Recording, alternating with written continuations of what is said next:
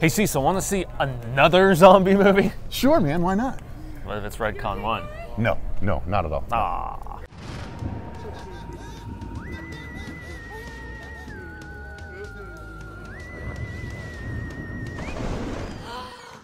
Hey everyone, welcome to the Horror Show. I'm Cecil Laird. I'm Ian Fuego, here. And we are back to do yet another review out of the 2019 Phoenix Film Festival from the International Horror and Sci-Fi Film Festival branch. This one we are talking about is a movie called Redcon-1, which is a military zombie movie. Yeah, zombies shoot 'em up. It's actually got a plot very similar to Overlord. Where it's a small military group sent in on a particular mission. In that one, it was to destroy a church. In this one, it's to save a doctor. Although who may Overlord or may not have a cure. Takes place in World War II and is badass. This, on the other hand, takes place. It's a dystopian future. Yeah, dystopian future, and is very poor. This movie, I did not like this movie. It felt like it was trying to be so many different zombie movies and tack on the fact that it's 2 hours long, and it felt so much longer to me. Yeah, I think that was its biggest flaw, in all honesty, because I actually liked a decent amount of the action sequences, but it would the ebb and flow of the action, which some of the set pieces, one in particular, the second or the third one where they're in the enclosed building and big huge brute guy is smashing and they're all breaking out their specialty weapons and all that stuff. I was like, okay, this Chi Kyung-chung, he's an Asian British director, and I was trying to figure out the entire time. I'm like, so is this British actors doing American accents, you know? Yeah. And I almost felt like the voice work kind of dipped from time to time, and they fell back into their native tongue of talking and such. But I feel like this guy had an eye for filming some of the action. I enjoyed some of the sequences quite a bit, but the silliness, the melodrama at times, and also like the weird character flips that we get. A couple in particular where I was like, people did the most out of character things for how we had seen them up to that particular point. It was I was just like, this movie's bonkers, man. Yeah. Like, what is going on? Inconsistent characterization, boring story, boring characterization. I mean, stuff we've seen before a million times. I mean, oh my God! It took things from the Night of the Living Dead movies. It took things from 28 Days Later movies. 28 Days Later, especially. Walking Dead. It took things from Maggie. It took things from. Good job with the Maggie pull. I didn't even think about that. Dude, it took things from trying to be that heavy-handed drama. It took things from The Last of Us, the zombie video game. Yeah. Dude, I mean, it just tried to be so much, but it was just such the Walmart version of it. Like this was I won't go so far as to say it was like the you know how you get Armageddon in the theater and then you get Death to the Asteroid on VOD. You know what I mean? Quite that bad. It wasn't quite that bad, worse. But it felt like they were just trying to do all these different things that other zombie movies had done better, and also the budget was shown on screen too many times. Like the action sequences, they had a lot of times where it was the group of military guys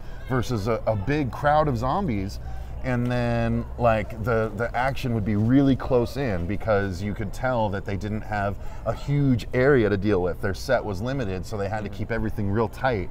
And then there was even a bigger battle later where it was the military guys and then one crew of survivors and then a crew of bad biker guys or whatever. Yeah, there was like warring factions of survivors that had different like gang turf and stuff like that. And I posit that the same actors played this side and this side, just made up differently. For sure, but it's because they never actually really on camera together. A couple of them might be for fighting purposes, but they show them rushing at each other and then you never see the collision shot. So I just think that's the way it's going to work. Yeah. That was just one of the issues. I mean, the story is this military group is sent in to extract a doctor who may or may not be able to cure the zombie virus. Never seen it before. Yeah. I mean, the story's cheesy. We're running low on time here, so I want to kind of cruise. I mean, you end up finding these two girls, these two sisters, and there's a key with one of the sisters, and they basically have to make their way through. Soldiers get picked off, protect the girl, try to get out of the quarantine zone. That's really about it, and we've seen before. Acting, I didn't mind the Sarge that much, but it was when it started getting closer and closer with him like playing with the little girl and everything, You know, and just he was goofing most off and reminiscent stuff. to me of was Robert Downey Jr. in Tropic Thunder. He was like that, and then when his shirt was off, he was Childish Gambino. They oiled him up for whatever reason when he was looked hanging like there. This Is America guy. Like I was like, why I is thought this was Childish America. Gambino in I this thought this was all of a America. sudden? Yeah. Everyone else was forgettable stereotype. Like, I mean, you had the couple, you know, you had the Asian guy with the swords, you had the Hispanic guy playing the guitar and putting the hat on one point. All I mean, the God, of course. yeah, it was like so one note, so seen Stereotypes, before. trophy. So yeah, very very much so. Even down to some of the biker gangs and whatnot that we got, it was just silly. Effects though, I thought some of the gore was good. I thought some of it was good. Some of it was good. Some of Yeah. it was way, way, way overdone. Yeah. Like they tried to go really over the top where like a guy's knees get shot out at one point and they do it in slow motion and it's like you can tell they just have a hose on the other side of the knee and it just like fires all this blood, like so much of it, and I'm like, no, that's not how knees work. Yeah. That's not. It was just so overdone and not great. But there was lots of quick cuts with the action and everything, though, especially right when like points of impact were about to transpire. So with Hyde having to do the makeup and the blood or the additionally programmed in digital or whatever. well, not only sorry, not to cut you off, but not only that, the zombies are so.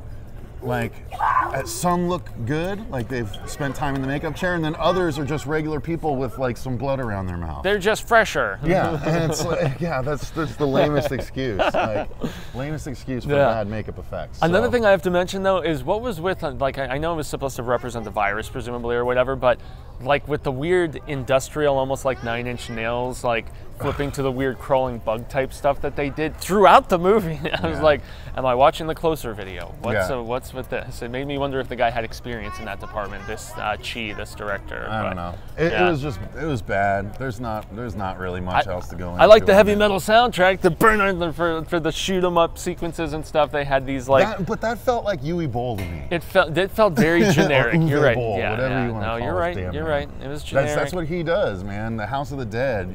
Oh, Yeah. action scene. Let's make it cooler with, you know, hard rock. And metal. I have a soft spot for that I know, stuff. but I'm you sorry. can't fool me with that. But no, No. It all felt very generic. It did. The whole movie felt generic and just I was underwhelmed at the end of the day. I don't think I despised it quite as much as you, but it brought nothing new to the table, and it just was kind of there for me. So I think that's about it, right? Yep, that's it. All right, let's wrap it up. We have another movie to watch. Yeah, that's gonna do it for our review of Redcon-1. Zero donuts. The dead con on arrival. So thank you guys very much for watching. Thank you to Monty from the International Horror and Sci-Fi Film Festival. Thank you to Patrick from Allied, and thank you to Jason from the Phoenix Film Festival for allowing us to come and cover these movies. We love this event. In spite of event. the fact that we don't necessarily like them all, but we give fair reviews. So yeah, we're not going to sugarcoat it, man. We're going to be honest with you. Indeed. We hope that's what keeps you coming back. We can't be bought. Thank you guys very much for watching. I've been Cecil Laird. Gracias, Jaime and Fuego. And remember, stay scared.